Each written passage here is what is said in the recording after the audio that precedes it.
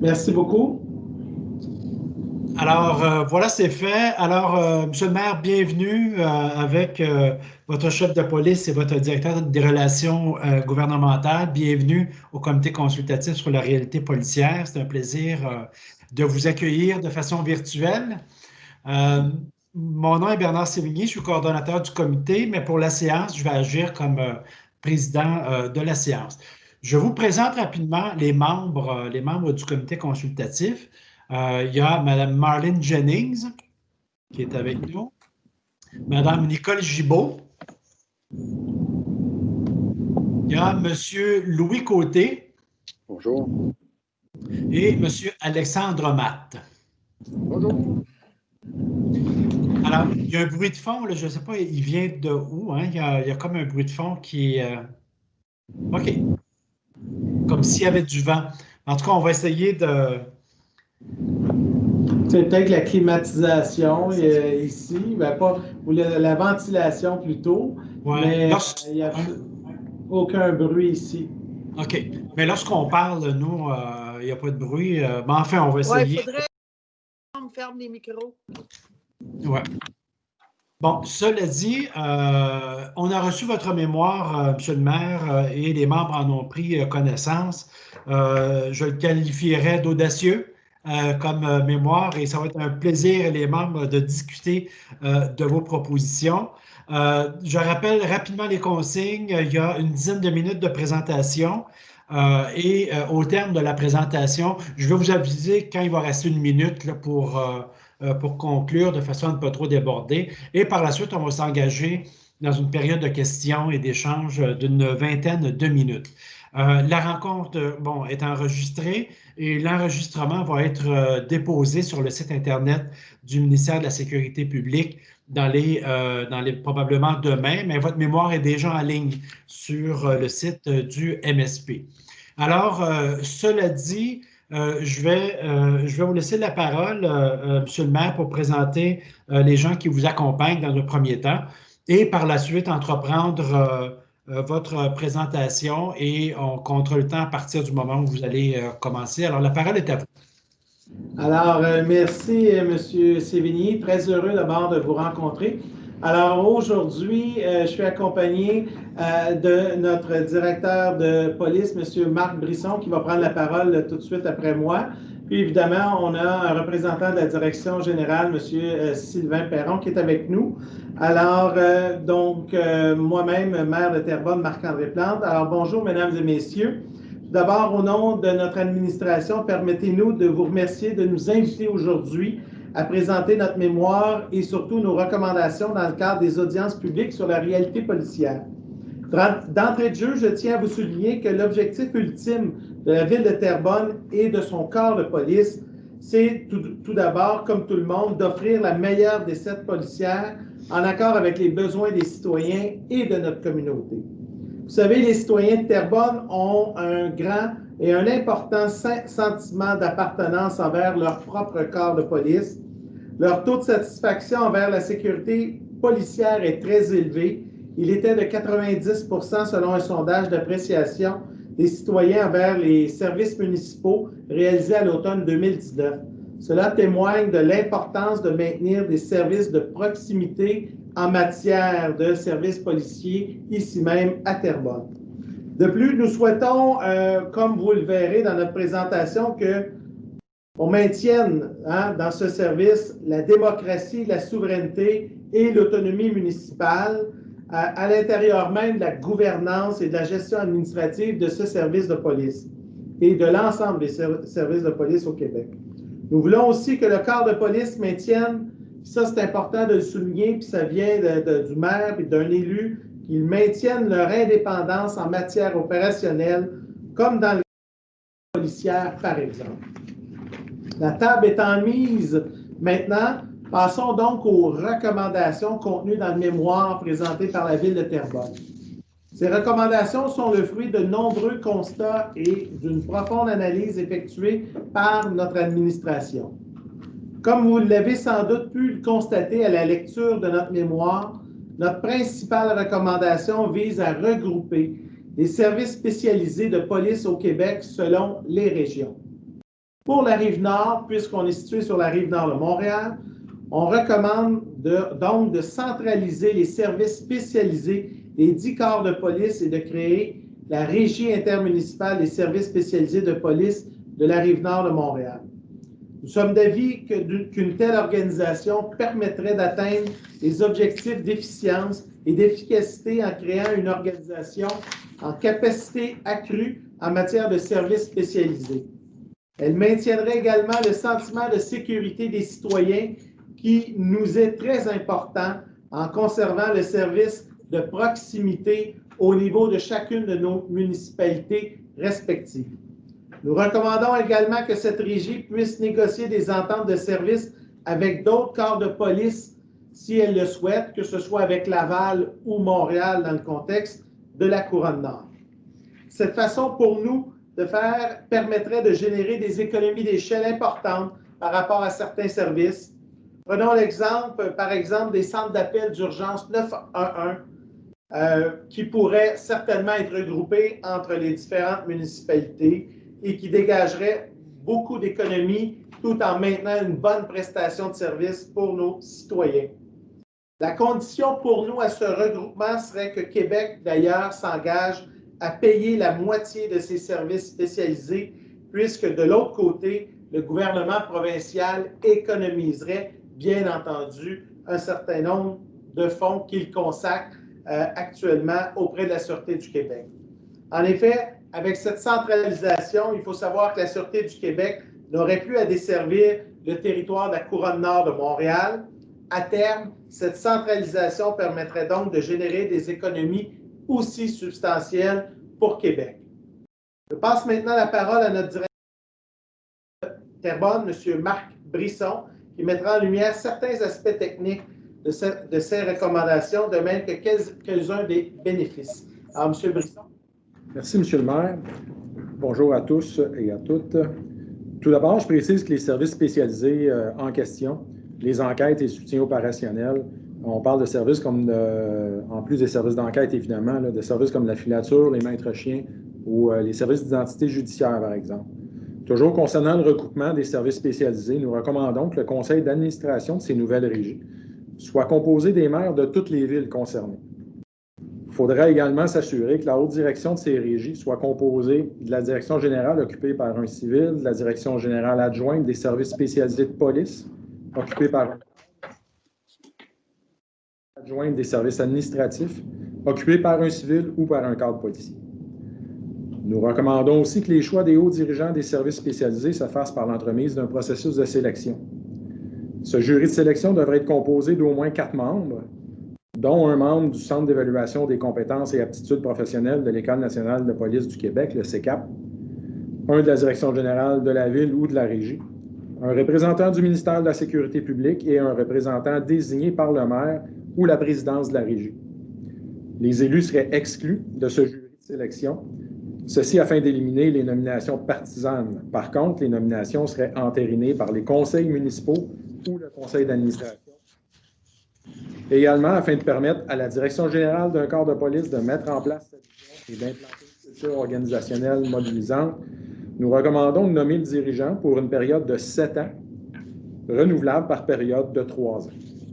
De cette façon, nous pourrions aller chercher un plus grand bassin de candidats. Cela favoriserait l'engagement à long terme et n'attirerait pas seulement les retraités des plus grands services de police. En principe, les candidats seront donc plus jeunes. Cette durée aurait également le bénéfice d'assurer une stabilité accrue au sein du corps policier. Merci, M. Brisson. D'autres éléments dans notre mémoire qui sont donc aussi présentés. Je vais donc en faire la nomenclature de quelques-uns de ces éléments. D'abord, nous recommandons de doubler les sommes consacrées à la formation des policiers et ainsi passer de 1 à 2 % de la masse salariale de nos municipalités. Cette hausse permettrait d'améliorer les plans de formation et d'augmenter le nombre d'heures consacrées à la formation. Ainsi, nous comptons donc instaurer et maintenir des services de police de haut niveau et adaptés à la réalité d'aujourd'hui.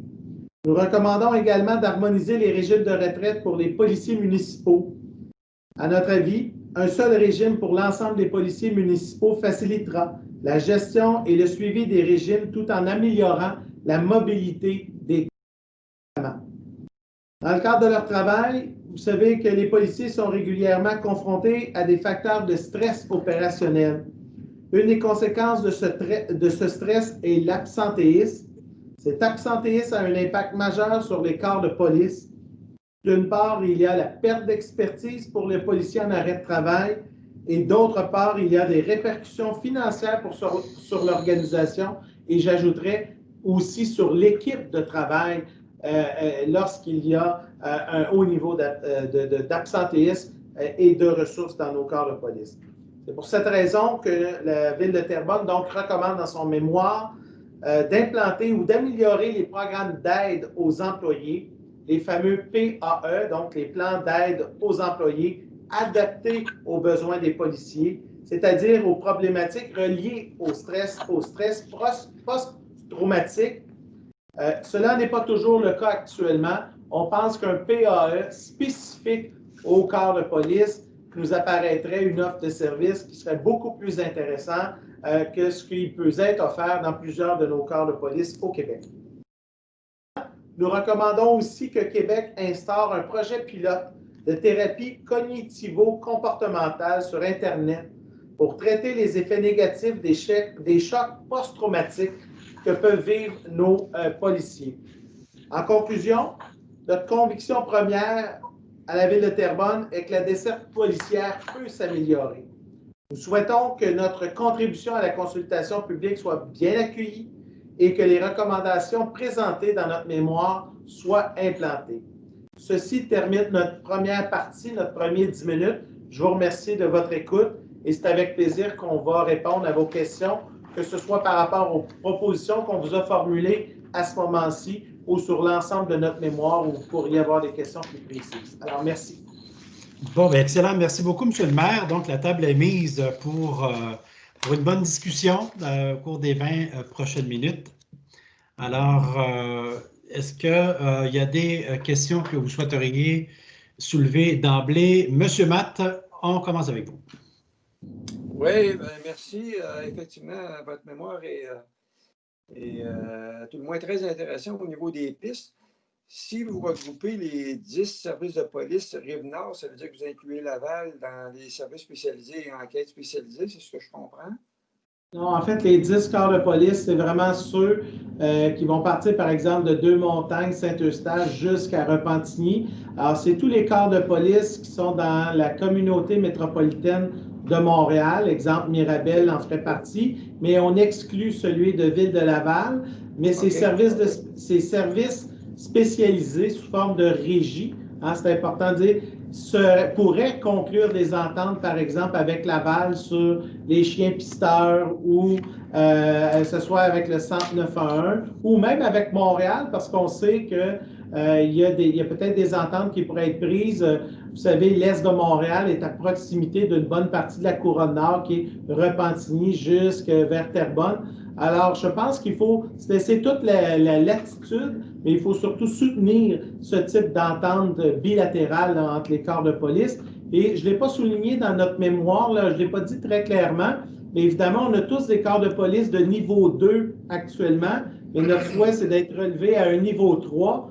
Et le niveau 3, c'est beaucoup des services spécialisés. Alors, ça viendrait, on aurait un niveau de police équivalent à celui de Laval, finalement. OK, donc ce que vous proposez, c'est qu'il y ait un service de police pour toutes les municipalités de l'agglomération excluant Laval. Donc, vous seriez niveau 3 comme Laval. Exactement, mais seulement pour les services spécialisés. Tout ce qui n'est pas spécialisé resterait dans le corps de police local. D'accord, merci. Il y a juste un pas à faire. En tout cas, M. Côté, je vous laisse la parole. Ouais, si je comprends bien, tous les corps de policiers locaux seraient des niveaux 1, et vous regrouperiez tous les autres dans les services spécialisés niveau 3. Exact. C'est ça? Oui, mais vous avez certainement, pour aujourd'hui, on va s'en tenir au niveau actuel, parce que vous avez certainement remarqué que dans notre mémoire, on proposait de passer des 6 niveaux à seulement 3 niveaux, entre guillemets, là, mais pour ne pas se mélanger pour aujourd'hui, c'est exactement ça. Ça veut dire que le niveau local, peut-être M. Brisson pourrait spécifier l'offre de service, mais il serait davantage de niveau 1 et tout ce qui est spécialisé, donc jusqu'au niveau 3, serait sous la gouverne de la régie intermunicipale des 10 corps de police. M. Brisson. Oui, ben en fait, je pense qu'on devrait maintenir le service de la patrouille, qui est un service de proximité qui est grandement apprécié par les citoyens. Donc, maintenir le service de la patrouille, qui est un niveau 1, évidemment. Les services d'enquête de niveau 1 pourraient demeurer des enquêtes locales aussi, mais pourraient quand même assez facilement, les enquêtes de niveau 1, être amenées vers la régie d'enquête et de services de soutien de la Couronne-Nord à ce moment-là. C'est deux options qui sont facilement faisables. Il y a assurément un certain niveau d'enquête qui demeurerait localement parce qu'il y a quand même un niveau d'enquête qui est fait par la patrouille. J'aurais une question par rapport à ça. Votre régie des services spécialisés, bien, dans le fond, beaucoup de questions parce que vous présentez quelque chose d'assez nouveau en passant. Cette régie-là, vous voulez que le gouvernement finance 50-50 avec les municipalités, avec les villes et municipalités qui adhèrent. Mais ma question est, quel serait l'intérêt pour le gouvernement du Québec de payer 50 pour avoir aucun contrôle et perdre en même temps une partie de sa masse critique pour son mandat national? Ben, la première des choses, c'est qu'elle aurait intérêt à avoir un service de corps de police sur la Couronne-Nord qui est beaucoup mieux coordonné plutôt que d'avoir des services de niveau 2 qui souvent sont pas optimisés. On pourrait donner l'exemple, là, actuellement, l'identité judiciaire où Terrebonne, Repentigny, chaque corps de police va avoir ce service-là, mais qui n'est pas du tout optimisé. Alors, il y aurait de l'optimisation. 2, il y aurait une force beaucoup plus solide et de l'expertise regroupée dans nos services spécialisés. Et ultimement, pour le gouvernement du Québec, il y aurait des économies parce que actuellement, il y a une bonne partie de cette offre de service qui est ce que j'appelle, excusez l'expression anglaise, du step 2 à step 3 qui est desservi par la Sûreté du Québec, il ne le serait plus. Donc, les économies générées par le gouvernement du Québec lui permettrait de soutenir une bonne partie de cette régie intermunicipale. Et moi, je pense que l'objectif du gouvernement du Québec, c'est d'avoir un service et un corps de police de grande qualité qui va être coordonné, puis pour lequel on va dégager des économies et de l'efficience pour, en bout de piste, mieux soutenir le travail, notamment au niveau des recherches, au niveau des enquêtes spécialisées. Je pense qu'on pourrait avoir sur la Couronne-Nord, notamment, des enquêtes spécialisées sur les agressions sexuelles, sur les chiens pisteurs. On pourrait avoir des ententes avec Laval. Alors déjà là, il y aurait beaucoup d'économies qui pourraient être faites, mais pour ça, en bout de piste, il faut aller dans cette direction-là. Mais je partage votre point de vue. Moi, je pense que l'intérêt du gouvernement, c'est l'efficience et les économies en bout de piste et la qualité du service offert à ses citoyens. Ça va, M. Côté? Ah, j'en avais 2-3 autres, mais il faut laisser la chance aux autres pour tout de suite. Ça marche. Moi, j'en ai une question à vous poser, M. le maire, sur... là aussi, il y a une mesure agressive, je dirais, sur le budget de formation, de le faire passer de 1 à 2. Et j'aimerais savoir quel est pour vous l'équilibre. Est-ce qu'on forme les policiers au point qu'ils deviennent des spécialistes ou par rapport à la porte qu'on peut ouvrir des civils, donc des entrées latérales? Et où, selon vous, cet équilibre-là?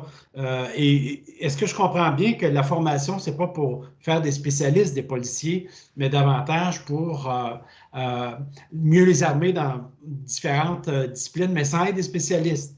Est-ce que je me trompe? Oui, bien, je vais laisser M. Brisson, puis je pourrais peut-être compléter par la suite. Allez-y, M. Brisson. Bien, en fait, pour nous, l'importance de la formation, c'est d'être en mesure de donner à nos policiers une formation continue, entre autres au niveau de la patrouille, ce qui est très important. Vous savez, d'avoir une formation en emploi de la force une fois aux 10 ans est loin d'être suffisant. Pour nous, les formations devraient être annuelles, récurrentes, non seulement en tir, parce que c'est la seule formation obligatoire qui doit être donnée à chaque année, mais à tous les niveaux. Entre autres, au niveau de nos interventions en désescalade. Nos interventions changent beaucoup, changent rapidement. Le contexte fait qu'on intervient souvent maintenant avec des personnes aux prises avec des problèmes de santé mentale. Et évidemment, nos façons d'intervenir doivent être adaptées. Donc, cette formation-là est importante. Sans devenir des spécialistes, on doit devenir de meilleurs généralistes. Et pour devenir de meilleurs généralistes, bien, ça nous prend de la formation. C'est essentiel. Et l'apport des civils, l'apport des civils en termes de spécialistes, évidemment, un niveau de régie de niveau 3, est-ce que ça veut dire plus de civils spécialistes en entrée latérale, là?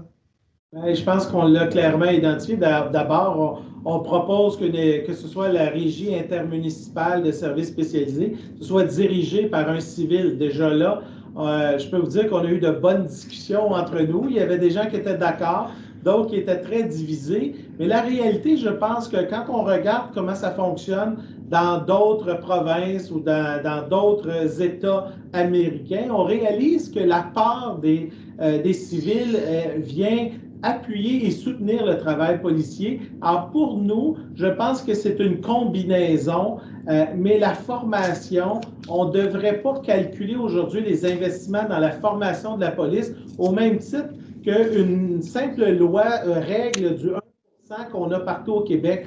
Pour nous, là, l'investissement dans la formation de nos policiers, c'est des économies qu'on va aller chercher dans une meilleure organisation puis dans une meilleure prestation de service. Alors moi, je pense que ça devrait aller au contraire, ça devrait être une évidence comme décision prise. C'est sûr qu'on peut le faire, nous, à Terrebonne, dire on le fait d'emblée de jeu, le 2%, mais on pense que ça devrait être généralisé pour l'ensemble du Québec.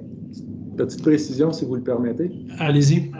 Sur les ressources civiles, effectivement, ces ressources-là sont des ressources spécialisées qui sont très importantes, à mon avis, pour l'avenir de la police au Québec. Si on pense à des ressources en identité judiciaire, l'UQTR donne maintenant un bac qui permet de fournir des ressources qui arriveraient dans les services policiers déjà formés avec un bac en identité judiciaire. Et il ne faut pas négliger l'aspect que, oui, ces ressources-là arrivent hautement spécialisées, c'est clair. Ces ressources-là arrivent aussi dans le but de faire une carrière d'une trentaine d'années. Alors qu'actuellement, nos ressources en identité judiciaire sont des policiers d'expérience, qui ont peut-être une quinzaine d'années d'expérience, qui sont sélectionnés, puis formés au Collège canadien à Ottawa, et qui viennent finalement compléter leur carrière, et donc qui vont travailler à l'identité judiciaire pour une dizaine d'années. Alors que la ressource civile qui sort de l'université, j'ai un potentiel de la maintenir pour une trentaine d'années. Donc, il y a une économie, il y a une stabilité et il y a une expertise qui est accrue. Et ça, c'est le meilleur exemple qu'on peut vous donner pour les ressources civiles. Il y en a d'autres, évidemment, que ce soit nos ressources en intervention sociale ou des ressources qui soient des avocats. Qu'on pourrait intégrer avec le bureau d'enquête spécialisé. Je pense que ce serait drôlement intéressant d'avoir des avocats qui pourraient conseiller les enquêteurs dans leur démarche et dans la rédaction de différents documents. Merci. Monsieur Matt. Oui, je veux revenir avec les niveaux de service. Vous avez déjà, vous autres, avec la population, vous desservez un niveau 2. Vous desservez à peu près 150 000 de population, là, si mes données sont exactes. Si on reste avec les niveaux 1, il va rester encore 9 services de police, là, plus Laval sur la Rive-Nord. Est-ce qu'il n'y aurait pas intérêt à remonter tout le monde au moins au niveau 2 et en termes de population à desservir, donc faire qu'il y ait des obligations de fusion pour certains corps de police pour qu'au moins on récupère un niveau 2 de minimum? Parce qu'il y a quand même des services de police qui n'ont pas une très, très grosse population dans votre arrondissement, pas dans l'arrondissement, dans la région métropolitaine. Bien, écoutez, la première chose, vous savez que la communauté métropolitaine de Montréal, toutes les municipalités qui en font partie, on a l'obligation d'avoir un corps de police. Donc ça, c'est la première chose, là. Il n'y a aucune municipalité qui pourrait faire une entente avec la Sûreté du Québec. C'est une obligation. Une ville comme Terrebonne ou notre régie qui est à 150 000, on a Bois-des-Filions et 50 des.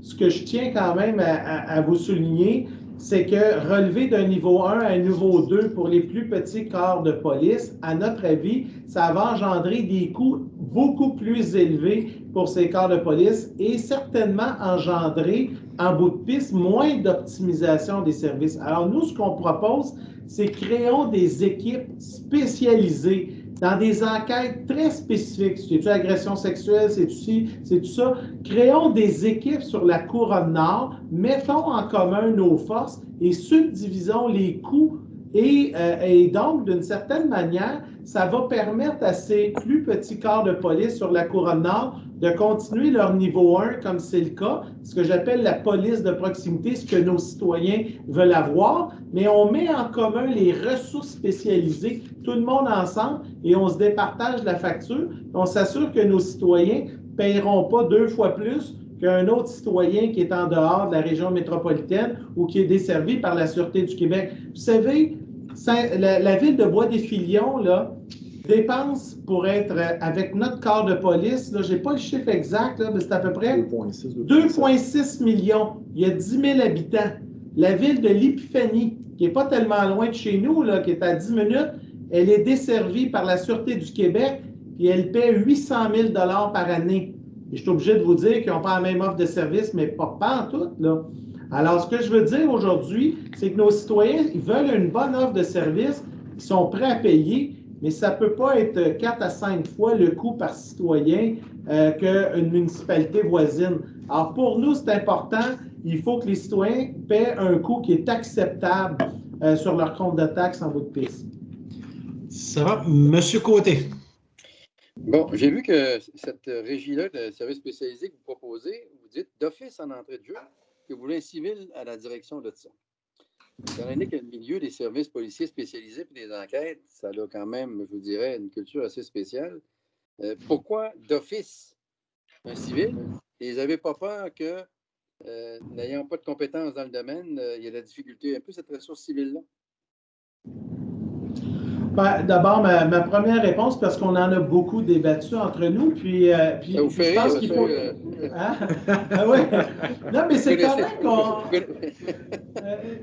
correct qu'on soit challengé, mais pourquoi un civil à la tête de cette régie? D'abord, parce que la culture policière est perçue comme un obstacle à l'élimination des pratiques non efficientes.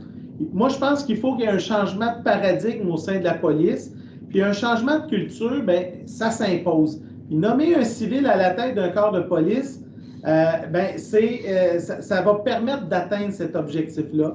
Ça prend quelqu'un de neutre, quelqu'un qui a une vision opérationnelle. Nommer un civil à la tête d'un corps de police pour établir, je pense, un certain nombre d'éléments au plan de l'organisation. On peut penser à la nomination de Guy Coulombe, sociologue de formation et ancien président d'Hydro-Québec à la tête de la SQ en 1996. Alors moi, je pense qu'il ne faut pas mettre de côté qu'une personne qui sort de la boîte, là, mais qui a des bonnes références au niveau de la gestion, peut amener une compétence et peut amener aussi certainement des changements dans la culture, parce qu'ultimement, ce qu'on veut, c'est une efficience.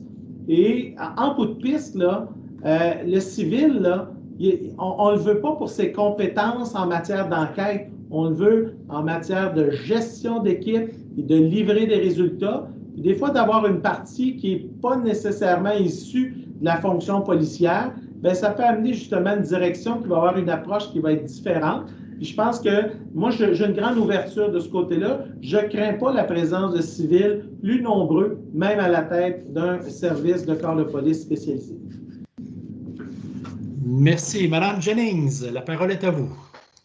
Merci beaucoup. Je veux revenir sur la question de les inéquités qui existent dans le financement des services de police à travers le Québec, peu importe à quel niveau, parce que c'est basé sur les taxes municipales dans la plupart des cas et toutes les municipalités n'ont pas nécessairement les mêmes assiettes financières. Vous savez qu'au niveau de l'éducation, c'était la même chose qui existait au niveau de la taxe scolaire. Et le gouvernement, le ministère de l'Éducation, a fait des études et a maintenant commencé à mettre en place une standardisation à travers la province pour que peu importe où on habite, on ne paye pas un plus haut taxe scolaire. Est-ce que c'est quelque chose que vous pourriez envisager au niveau pour les services de police, par exemple? Tout d'abord, moi, depuis que je suis arrivé comme maire, la première chose que j'ai éliminée sur les comptes de taxes municipales, c'est les lignes spécifiques à des services, parce que j'ai toujours eu un inconfort de dire, ben là, tel service va être taxé à tel niveau, etc. Nous, on a toujours ramené ça à la taxe générale parce que c'est le plus équitable, parce que la taxe générale, elle est progressive. Plus votre valeur est élevée, plus vous payez et plus vous contribuez. Bien entendu, vous n'utilisez pas nécessairement le service de police au niveau que ce que vous payez parce que c'est progressif, mais c'est ça la justice sociale, c'est l'équité, l'égalité, c'est faire en sorte qu'on répartit la richesse foncière pour avoir un meilleur service. Mais pour répondre à votre question, c'est certain qu'il faut se donner des limites et des barèmes, mais je pense qu'on ne peut pas arriver avec comme un peu la taxe scolaire, avec un barème maximal. Pourquoi? Parce que je pense que nos citoyens, chez nous à Terrebonne, s'ils veulent se payer de meilleurs services ou d'aller plus loin ou d'avoir un meilleur service de police sur leur territoire, je pense qu'il faut surtout de ne pas les arrêter. Si on veut avoir un service de police qui est encore plus proactif, qui sort des nouveaux standards, où on mise sur l'innovation, il ne faut certainement pas mettre des balises sur ce qu'on peut taxer ou non. Maintenant, il y a un problème d'équité. Nos citoyens payent des impôts au gouvernement du Québec qui, lui, redonne l'argent à ceux qui sont desservis par la Sûreté du Québec, mais n'en donne pas à ceux qui ont leur propre corps de police. C'est-à-dire que mes citoyens, ils payent 100% de la facture de la police à Terrebonne, puis ils payent une partie avec leurs impôts de la police qui dessert à l'extérieur, donc dans le reste du Québec, qui ne sont pas desservis par... Alors là, il y a une inéquité. Alors là-dessus, sur ce point-là, je pense qu'il faut trouver une manière, et la solution qu'on propose, c'est financer 50% la nouvelle régie, donc relever du niveau 2 à un niveau 3, ça serait une façon pour nous de retrouver un certain équilibre dans le financement. On en a fait des calculs rapides, puis on pense qu'on en arriverait à une certaine forme d'équité aussi dans le calcul, parce que c'est vrai qu'il y a une facture pour le gouvernement du Québec, mais en même temps, il y a des économies à la Sûreté du Québec. Monsieur Brisson, je ne sais pas si vous aviez un élément. Peut-être juste on parlait oui, je voulais juste souligner, nous, chez nous, parce qu'on a 2 municipalités, Bois-des-Filions et Sainte-Anne-des-Plaines, qui ont un potentiel fiscal qui est moins élevé. Je sais qu'il y a des problématiques dans certaines régies intermunicipales. Moi, je veux juste vous dire que c'est le potentiel fiscal qui va déterminer les factures entre les villes. C'est exactement ce que la CMM fait en ce moment et c'est ce qui est le plus équitable. Et à notre avis, c'est ce qui devrait toujours être la norme dans tous les partages de factures. Bon, maintenant, M. le maire, le temps passe et on a 4 questions back-to-back, si vous me prêtez l'expression. Alors, on va essayer de procéder rapidement. La première question, c'est la mienne, c'est-à-dire vous proposez une fusion de la déontologie, de la discipline, des affaires internes et la commission des droits de la personne. Est-ce qu'il n'y a pas un risque là de perdre de l'expertise fine dans ces organisations-là à vouloir regrouper? Non, je ne le pense pas. Au contraire, je pense que ça viendrait amener cet organisme réuni là, à justement travailler une expertise qui serait, je pense, meilleure parce qu'il pourrait toucher à plus d'un seul sujet. Donc, l'expertise serait complémentaire dans plusieurs sujets. L'autre élément qu'il ne faut pas oublier, c'est qu'un policier peut se retrouver à la fois devant 2 ou 3 ou 4 organismes différents pour le même acte qu'il a commis, que cet acte-là soit dérogatoire ou non. Ce qui fait que ça amène des coûts très élevés au niveau de la défense que les villes doivent fournir. Et ça amène un stress quand même assez élevé pour le policier impliqué. Il faut le rappeler qu'il ait commis un acte dérogatoire ou non. Et donc, si le policier se retrouve blanchi devant une première instance, il peut se retrouver devant une deuxième ou une troisième instance à défendre à nouveau le même acte qu'il a commis ou le même geste qu'il a posé. Et souvent, ça peut s'étirer pendant 1 an, 2 ans, voire même 3 ou 4 ans. Merci. Monsieur Matt, est-ce que vous êtes hésité? C'était la question? C'était la même question, effectivement. OK. Monsieur Côté et ensuite Mme Gibault. Monsieur Côté. Bon, moi, si je comprends bien, là, votre régie de services spécialisés, vous voulez que le gouvernement paye 2 de ce qui existe, qui est connu aujourd'hui dans le niveau 2, niveau 3. 2 vous dites, non, 50 50 de ce qui est contenu aujourd'hui dans le niveau 2 et 3, c'est ça? Exactement. Ce qui oblige à avoir des services spécialisés niveau 2 et 3, là, qui n'est pas dans une desserte locale, appelons-la ainsi. Là. Oui. Alors, 50 serait payé par les municipalités selon le potentiel fiscal et l'autre 50 Mais ce qu'on croit, c'est que dans ce 50 %-là, il y a une bonne partie d'économie qui viendrait du fait que la SQ ne desservirait plus ces mandats-là aussi. Là. Vous comprenez aussi que si c'est le cas, Montréal va dire vous allez payer 50 de tout ce qu'on dessert de 3 et plus. Gatineau va dire vous allez payer 50 de ce qu'on paye de 2 et 3. Québec va dire vous allez payer 50 de 2, 3 et 2, 3, 4. Vous allez faire boule de neige avec votre proposition présentement. Je comprends votre question, puis je m'y attendais. Première des choses, je crois avoir vu dans à peu près tous les mémoires des sommes d'argent pour ces corps de police-là par souci d'équité. Alors maintenant, est-ce qu'il y aura des discussions ou des négociations sur comment Québec devrait contribuer équitablement pour les autres corps de police? Mais moi, une chose qui est claire, c'est qu'on n'a pas fait une analyse de tous les impacts financiers pour l'ensemble des corps de police municipaux. Nous, ce qu'on croit, c'est que la cible du 50 c'est une source qui pourrait être analysée. Marc Brisson? Bien, je pense que c'est important de préciser, très intéressant, c'est important de préciser que les autres aussi lisent les médias, oui, écoutent la télé.